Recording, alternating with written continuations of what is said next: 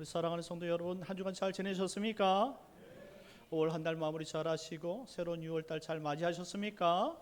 우리 앞뒤적으로 인사하도록 하겠습니다. 참 잘 오셨습니다. 참 잘 오셨습니다.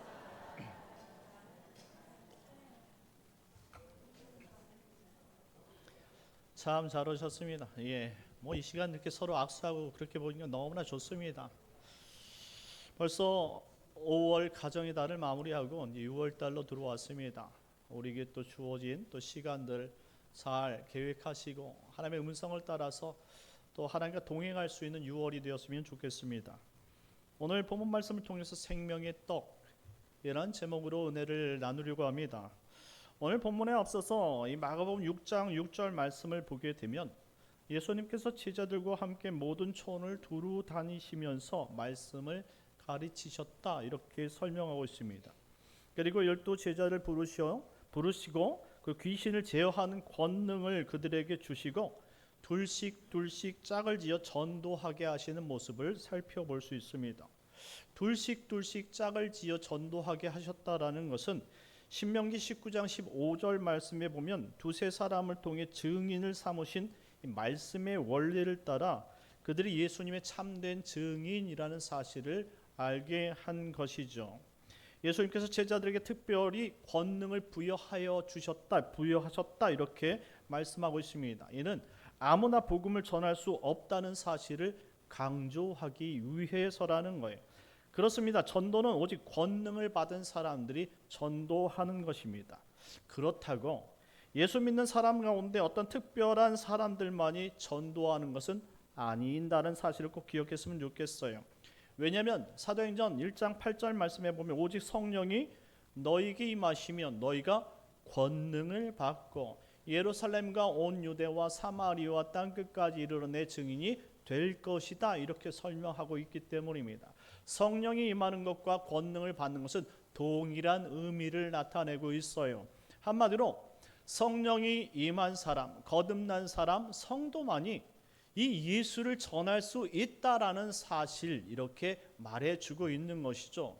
그러니 성령이 임하시기 전에 예수님께서 12 제자를 따로 부르시고 그들에게 권능을 부여해 주셨다라는 것은 예수님이 그들과 함께 하지 않은 상황 속에서 임시적으로 성령의 능력을 그들에게 부여해 주셨다라는 사실로 우리가 생각할 수 있는 것이죠. 그러니 그 권능을 가지고 그 세상에 나가서 예수님이 행해야 될 그 복음 전도를 시작했다라는 말이에요. 그렇습니다. 믿지 않는 성도는 전도할 수 없는 거예요. 그러니 거듭난 성도, 오직 예수를 자신의 구주로 고백한 성도만이 전도할 수 있다라는 말씀입니다. 그러니 예수님은 공생의 가운데 이 성령의 능력을 임의로 제자들에게 부어 주셨고 그리고 그 제자들이 얼마만큼 예수님께서 행하시는 일을 행하는지 보셨던 것이죠. 당시 제자들은 전도하면서 놀라운 일들을 경험하게 됩니다. 마가복음 6장 12절 13절 말씀을 살펴보게 되면 그들은 많은 귀신을 쫓아내며 많은 병자들을 고쳤다라고 설명하고 있습니다. 그때 요단강에서 복음을 전하다 붙잡혔던 이 세례 요한이 이 헤롯 안티파스의 죽임을 당하게 됩니다. 이는 예수님께서 권능을 부여하고 제자들이 복음 증거하게 하셨던 시기와 맞물려 있다는 사실을 생각해 볼 수 있어요. 이것은 우연이 아니란 말씀입니다. 세례 요한이 시작한 하나님 나라의 복음을 예수님께서는 이제 제자들을 통해서 복음을 증거할 수 있도록 그렇게 하셨다라고 말씀하고 있는 것입니다. 그렇다면 그 제자들의 일이 오늘날 21세기를 살아가는 우리들에겐 어떤 의미로 받아들여지게 될까요? 한마디로 제자들의 일이 우리에게도 똑같이 그와 같은 일을 할 수 있도록 예수님은 바라고 계신다라는 말씀입니다. 기억하십시오. 예수님은 지금 우리를 부르시고 과거 2000년 전에 제자들에게 하셨던 그 복음 전도의 사명을 우리에게도 주신 줄 믿으시기 바랍니다. 30절 말씀 다 같이 읽겠습니다. 30절입니다. 시작. 사도들이 예수께 모여 자기들이 행한 것과 가르친 것을 낱낱이 고하니 이제 제자들이 복음 증거하고 돌아왔어요. 그래서 낱낱이 예수님께 이와 같은 일이 있었다라고 고하고 있었다 이렇게 표현합니다. 그런데 오늘 본문에 사도라고 표현하고 있어요. 원래 이 사도라고 이 부르기 이전에 제자라고 부르는 것이 일반적인데 갑자기 예수님께서 오늘 본문에 들어서 사도들이라고 표현하고 있습니다. 이는 예수님께서 12제자에게 불러준 호칭이라는 사실을 알 수 있어요. 누가복음 6장 12절 13절 말씀에 보면 예수님께서 기도하시러 산에 올라가셨다가 밤이 새도록 기도하신 후에 내려오셔서 그 무리들 가운데 제자들을 따로 세우시고 그들을 불러서 사도라 칭했다 이렇게 말하고 있습니다. 한마디로 12명을 다시 따로 불러서 그들을 사명을 주셔서 복음 증거하는 사도로 부르셨다 이렇게 말씀하고 있습니다. 그래서 원래 마데테스 제자는 따르는 자들이지만 지금 예수님께서 그들을 따로 불러서 그들에게 파송하는 의미로 사도라고 표현했다는 거예요. 사도들에겐 사명이 있습니다. 그것은 바로 예수님께서 전한 일을 대신 전하는 것입니다. 물론 사도는 예수님께서 직접 파송하는 12제자를 의미하지만 지금 이 사도라는 의미는 예수님께서 그와 같은 일을 할 수 있도록 따로 파송하신 보내신 사람들을 사도라고 표현하는 거예요. 그러니 우리는 사도라고 부르진 않아도 지금 예수님과 함께 동행하고 예수님께서 하신 그 사명을 감당하는 모든 사람들이 사도와 같은 역할을 감당할 수 있다 이렇게 설명할 수 있는 것이죠. 물론 사도는 복음 전도만 하는 것이 아니에요. 그들은 예수님께서 가르친 말씀을 들어 그들이 가르치고 그리고 제자를 양육하고 그리고 영적으로 치료하는 일들도 함께 한 사람들이 사도인 것이죠. 그래서 교회 지도자를 삼으셨던 거예요. 이와 같은 예수님의 일들을 대신할 수 있도록 지금 제자들을 키워내고 있었다라고 지금 우리가 본문에 들어가기 앞서서 그 시대적 상황을 여러분들에게 설명을 드린 것입니다. 그리고 지금 전도를 마치고 돌아온 제자들에게 예수님께서는 쉼을 주십니다. 우리 32절 33절 말씀인데요. 다 같이 읽겠습니다. 시작. 이에 배를 타고 따로 한적한 곳에 갈새 그들이 가는 것을 보고 많은 사람이 그들인 줄 안지라 모든 고을로부터 도보로 그곳에 달려와 그들보다 먼저 갔더라. 아멘. 우리가 읽은 32절 말씀에 보니까 이 배를 타고 따로 한적한 곳에 갈새라고 말합니다. 앞전에 제자들이 복음 증거하고 돌아왔어요. 얼마나 피곤하겠습니까? 그런데 예수님은 항상 많은 무리와 함께 계셨다는 말이에요. 그러면 제자들이 쉴 수 있는 시간과 공간이 없게 되죠. 예수님이 바쁘면 제자들도 함께 바쁘기 때문입니다. 그런 제자들을 배려하사 배에 태우셨고 그리고 갈릴리 호수 가운데 배에서 쉼을 가질 수 있도록 여유를 줬다 이 말이죠. 한마디로 갈릴리 호수는 때로는 폭풍이 일어난 장소이기도 하지만 예수님과 동행함으로 쉼의 장소이기도 한다는 사실입니다. 예수님 먼저 자신의 제자들을 이렇게 배려하고 그리고 사랑을 나눠준 그러한 스승임을 알 수가 있지요. 하지만 예수님의 항상 예수님을 관심 가졌던 백성들이 있었다라는 것이죠. 그래서 예수님께서 그 다음 날 이 배를 땅으로 대기 시작합니다. 34절 말씀 다 같이 읽겠습니다. 시작. 예수께서 나오사 큰 무리를 보시고 그 목자 없는 양 같음으로 인하여 불쌍히 여기사 이에 여러 가지로 가르치시더라. 아멘. 예수님께서 나올 때 큰 무리를 보셨다라고 말합니다. 그리고 그 무리를 보시면서 목자 없는 양과 같다라고 말씀합니다. 한마디로 길을 잃어서 목자가 없기 때문에 이리저리 방황하는 사람들로 보였다라는 거예요. 12제자들에게 둘씩 짝을 베풀어서 그들에게 권능을 베풀어 주시고 전도하게 하셨는데 이처럼 예수님께서 갈 곳이 너무나 많은 거예요. 생각보다 훨씬 많은 사람들이 이처럼 예수님을 필요로 하고 있다는 사실을 보게 되었다라는 말이죠. 너무나 불쌍하다는 사실을 마음에 가지게 된 거예요. 예수님은 하루 일과를 그들에게 복음을 전하고 그들의 질병을 고치심으로 시작했어요. 또다시 몰려오는 그 사람들의 모든 사람들을 말씀만 가르치신 것이 아니라 그들의 질병을 고치시고 귀신 들린 자에게 귀신을 쫓아내는 권능을 보여주셨다 이 말이죠. 그리고 시간이 이제 지나서 어둑해지기 시작했다 이 말입니다. 문제가 생겼습니다. 원래 평상시 같았으면 예수님께서 복음을 증거하고 그리고 또한 어디 집에 가서 예수님께서 쉬실 때는 사람들이 그들이 식사 시간이 되어지면 자신들이 어디 뭐 식당이라든가 가지고 온 음식을 통해서 자신들이 그 끼니를 다 해결했지만, 이처럼 광야에서 하루 종일 예수님과 같이 동행함으로 말미암아 그들이 먹을 수 있는 시간이 지나고 말았다라는 거예요. 많은 사람들이 예수님과 함께 있었지만 이제 저녁 시간이 되고 만 것이다 이 말입니다. 44절 말씀에 보면 이들은 남자만 5,000명이다 라고 말씀하고 있습니다. 유대인의 계산법은 조금 달라요. 대표 수만 상징적으로 세기 때문에 남자 수만 계산했다 이렇게 말합니다. 그 남자는 그 안에 여자가 포함이 돼, 아내가 포함이 되고 자녀들이 포함이 되는 거예요. 그러니 이 5,000명 안에는 여자의 수와 어린아이 수는 포함되지 않았다라는 것을 알 수가 있어요. 그러면 지금 남자만 5,000명이고 그 아내와 자녀를 세면 몇 명 정도 되겠습니까? 보통 이 한 가정의 수를 세면 4인 가족을 센다 하더라도 2만 명이 좋게 넘는다는 사실을 알 수가 있어요. 2만 명의 무리가 모여있는 상황이라면 도대체 음식을 어떻게 준비해야 되는가? 이 문제가 나타났던 것입니다. 요한복음 6장 5절 말씀에 보면 이와 같은 일을 이야기합니다. 다 같이 읽겠습니다. 시작. 예수께서 눈을 들어 큰 무리가 자기에게로 오신 것을 보시고 빌립에게 이르시되 우리가 어디서 떡을 사서 이 사람들을 먹이겠느냐 하시니. 본문 보시게 되어지면 예수께서 빌립에게 이런 말씀하셔요.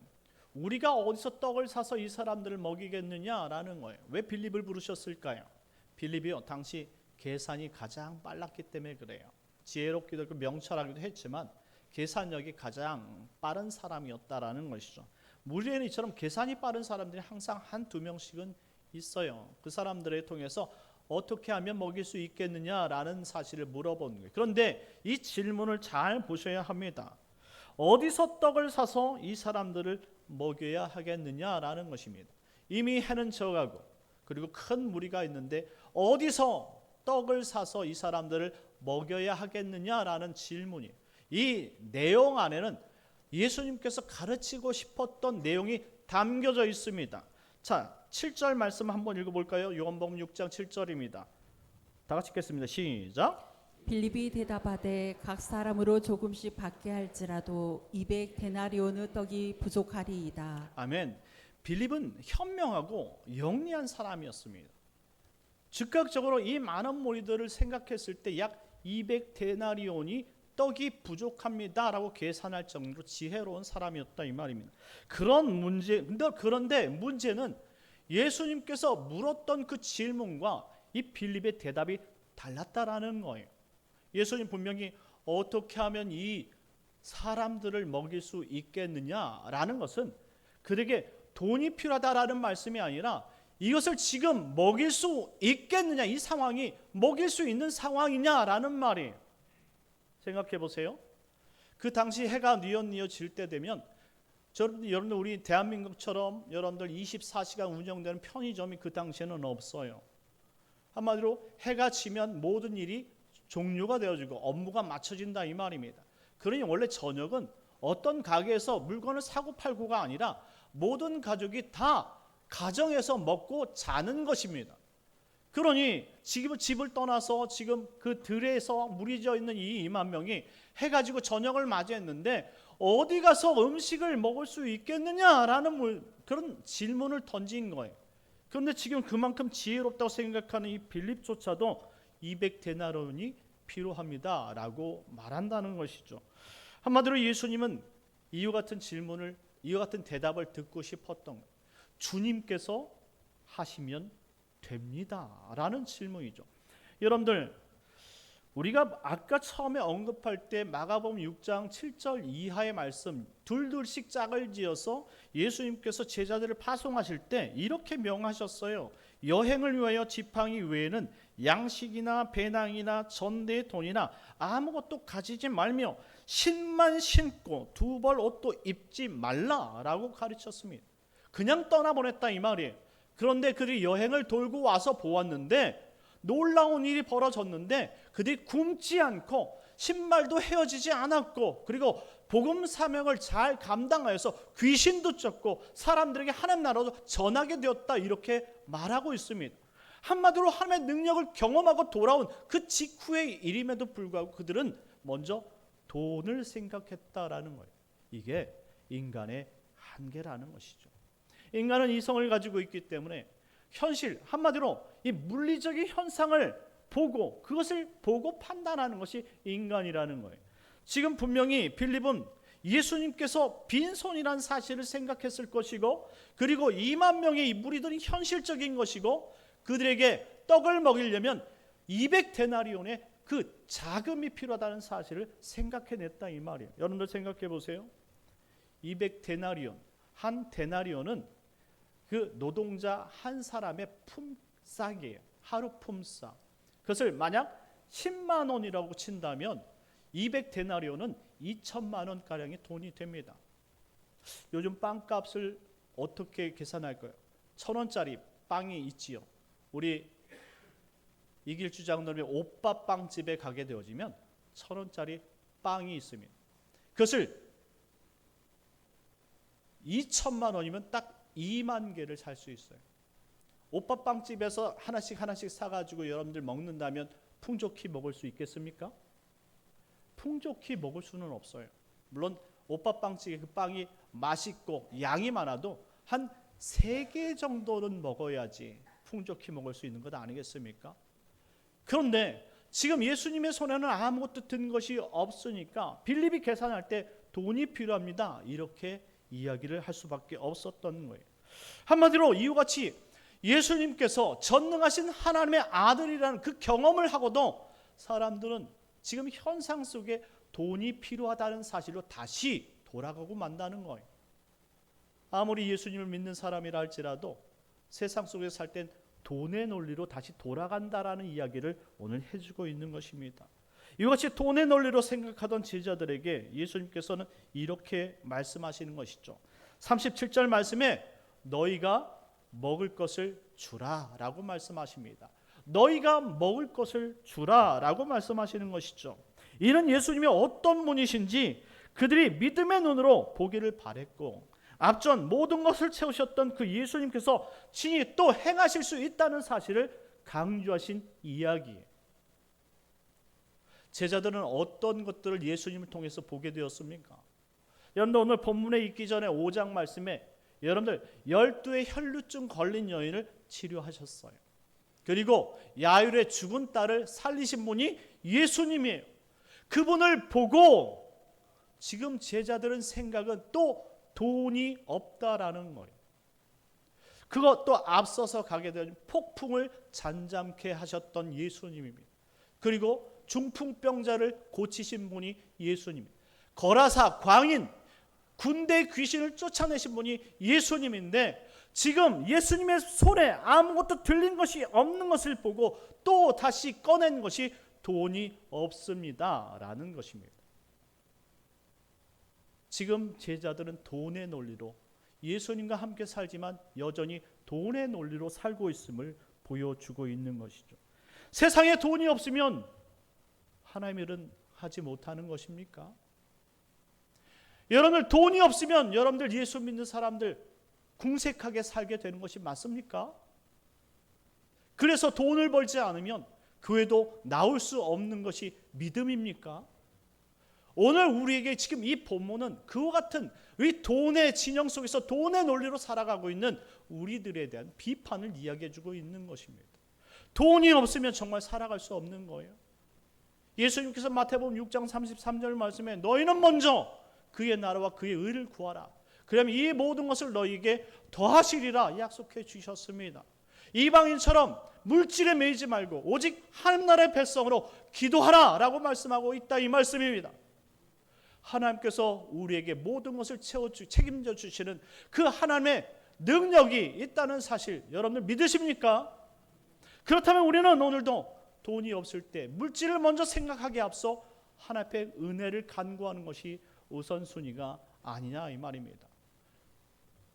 그럼에도 불구하고 제자들 역시 돈의 논리로 돈이 없기 때문에 돈을 따라가는 모습을 보여주고 있습니다. 왜 예수님께서는 제자들에게 세상의 모든 기적은 다 보여주셨지만 돈만큼은 풍성하게 가지고 다니지 않으셨을까요? 생각해 보셨습니까? 예수님 빈손으로 다니셨어요. 그런데 그들이 한 번도 굶어본 적이 없다 이 말이에요. 왜 빈손으로 다니셨느냐 이 말입니다. 이 세상은 떡으로만 사는 것이 아니란 사실을 예수님께서 보여주시기 위함입니다. 사랑하는 성도 여러분, 우리가 신앙생활하고 예수님을 따르는 것은 떡으로 살지 않아도, 돈으로 살지 않는다 할지라도 우리는 하나님께서 주신 생명의 양식으로 산다는 그 믿음을 보여주시기 위해 우리를 이 땅에 불러주신 줄 믿으시기 바랍니다. 주님께 돈이 있는 것이고, 주님께 거두어 있는 것이고, 주님께 생명의 양식이 있는 것입니다. 그러한 주님께서 오늘 나와 함께 있을 때 그 모든 것을 채우신다는 사실을 가르쳐 주고 있는 것입니다. 이 땅은 물질을 따르도록 가르치고 있지만 하나님은 믿음으로 살아가도록 가르치고 있다는 사실을 꼭 기억해야 합니다. 돈을 따르는 사람은 하루는 만족할 수 있을지 몰라도 그 다음 날은 또 돈을 따라가야지만 되는 원리 속에 살아가는 거예요. 하지만 말씀을 따르고 하나님을 따르는 사람들은 오늘 풍족한 삶이 아니라도 하나님께서 주시는 그 일용할 양식으로 오늘을 살고 또 내일을 살아가게 되는 줄 믿으시기 바랍니다. 이와 같은 사실을 예수님께서는 제자들에게 알려주고 싶었던 것입니다.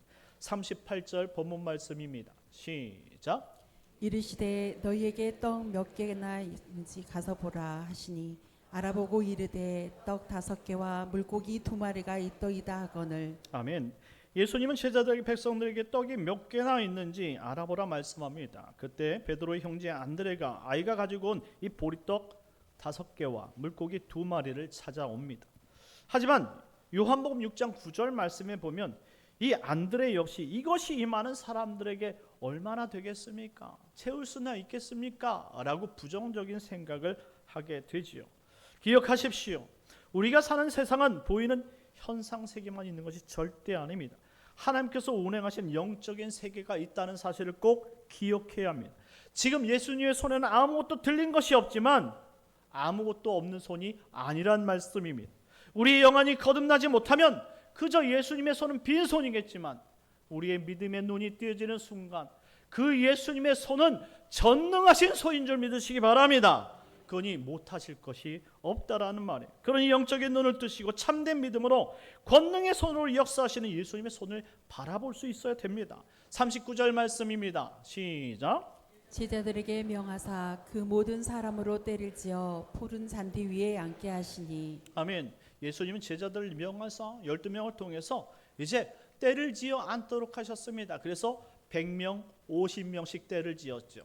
여러분들 100명과 50명으로 앉게 한 것은 특별한 의미를 부여한 것이 아니라 그 당시는 십진법을 사용했기 때문에 하나 둘부터 시작해서 10까지, 그것이 10사람, 10사람이 다시 모이면 20, 30, 40, 50이 된다는 사실을 알고 그것이 가장 쉽게 정말 이 공동체를 세는 숫자였기 때문에 그런 편리한 방법을 사용하셨다라는 거예요. 드디어 예수님께서 제자들이 볼 수 없는 영적인 세계의 권능의 손으로 이 보리떡 5개와 물고기 2마리를 들어서 축사하십니다.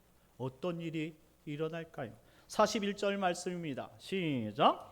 예수께서 떡 5개와 물고기 2마리를 가지사 하늘을 우러러 축사하시고 떡을 떼어 제자들에게 주어 사람들에게 나누어 주게 하시고 또 물고기 2마리도 모든 사람에게 나누심에. 여기에는 함축적인 의미가 담겨져 있어요. 지금 예수님은 보리떡 몇 개요? 5개. 그리고 물고기 몇 마리요? 2마리. 제자들은 몇 명입니까? 12 제자지요. 자, 보리떡 5개를 12명에게 나눠주려면 어떻게 해야 돼요? 하나, 둘, 셋, 넷, 5 그리고 나서 없어. 이렇게 했을까요? 아니란 말이에요. 예수님께서 축사하시고 보리떡을 나눠주는데 그 12바구니가 가득 찰 정도로 남았다 했으니 한 사람이 한 바구니씩을 가지고 있었음을 알 수가 있죠. 그곳에 5개를 넣어주면 다섯 개가 또 있는 것이죠. 넣어주면 5개가 또 5개가 있는 것이고 또 넣어주면 5개가 있는 거예요. 이것을 제자들이 보기 시작하는 거예요. 그러면서 생각하겠지요. 자신들에게 왜 빈손으로 전도를 나가게 하셨는지, 그리고 예수님께서 폭풍을 향해서 꾸짖으시고 그 폭풍을 멈추게 하셨는지, 죽은 야이로 딸을 명하사 그들을 다시 세우셨는지를 깨닫게 하시는 거예요. 예수님은 사람이 아니라 전능하신 하나님의 아들이라는 사실을 그 현장 속에서 목격한 줄 믿으시기 바랍니다. 우리가 이처럼 예수님을 경험하지 않는다면 우린 여전히 빌립이 처음 고백했던 것처럼 200데나리온이 우리는 없습니다 라고 정결짓고 말았을 거예요. 여러분들이 살아계신 그 예수님을 만나지 않는다면 여전히 예수님 빈손이고 200데나리온도 없는 가난뱅이 사람이란 사실을 보게 되는 것이죠. 그러니 무엇을 하려면 돈이 없어서 못한다고 먼저 결정짓고 마는 거예요. 하나님의 일은 돈으로 하는 것이 아닙니다. 물론 돈 없이 이루어질 수 있는 것은 아니라 할지라도 하나님의 일은 돈으로 평가할 수 있는 일이 아니라 이 말입니다. 믿음 없이는 하나님 나라를 절대 세울 수 없다라는 말씀을 오늘 보여주고 있는 것입니다. 결국 42절 말씀에 다 배불리 먹었다 이렇게 말씀합니다. 어떻게 다 배불리 먹을 수 있겠습니까? 하나님께서 전능의 손으로 만져주시고 축복하시니까 먹는 족족 남게 되었다는 사실을 가르쳐주고 있는 것입니다. 사람의 논리는 항상 부족하겠지만 하나님의 논리는 항상 자족함이 있다는 사실을 기억하시기 바랍니다. 오늘도 여러분들이 세상 살아갈 때 사람의 논리로, 이성의 논리로 항상 물질을 따라가면 여러분들은 항상 부족한 것뿐일 거예요. 하지만 믿음을 가지고 하나님 앞에 다 드릴 수 있고 믿음을 가지고 살아가는 모든 사람들은 하나님께 드리고도 여러분들이 오늘을 살아갈 수 있는 풍성함과 풍족함이 있는 줄 믿으시기 바랍니다. 43절 44절 말씀 읽겠습니다. 시작. 남은 떡 조각과 물고기를 12바구니에 차게 거두었으며 떡을 먹은 남자는 5,000명이었더라. 아멘. 할렐루야. 하나님께서 행하시니 그 믿음으로 차고도 넘치게 해주셨다라는 말씀입니다. 마지막 44절 말씀에 보니까 떡을 먹은 남자는 몇 명이라고요? 5,000명이라고요. 저 유대 습관대로 이 남자만 상징적으로 계산해서 5,000명이라면 아까 여자와 어린아이까지 계수한다면 2만 명이 넘는 사람들이 차고도 넘게 먹었고 그 다음에 12바구니에 차도록 남았다라고 말하고 있습니다. 배가 터지도록 먹었고 결국 더 집어넣을 데가 없기 때문에 하나님의 역사는 멈췄다라고 말하고 있는 것입니다. 하나님 나라는 이와 같이 풍성한 역사가 있다는 사실을 기억하시기 바랍니다. 전능의 손이 우리를 만질 때에 하나님의 풍성함이 우리 안으로 들어온 줄 믿으시기 바랍니다. 세상에 어떤 종교 지도자가 보리떡 5개, 물고기 2마리를 가지고 남녀 어린아이 2만 명 이상을 먹이고 남긴 역사가 있겠습니까? 오직 예수님만이 하실 수 있는 일이다 이 말이에요. 왜? 예수님은 하나님의 아들이시기 때문입니다. 요한복음 14장 6절 말씀에 보니까 나는 길이요 진리요 생명이라 말씀하셨습니다. 예수님은 육적인 양식만 주시는 분이 아니에요.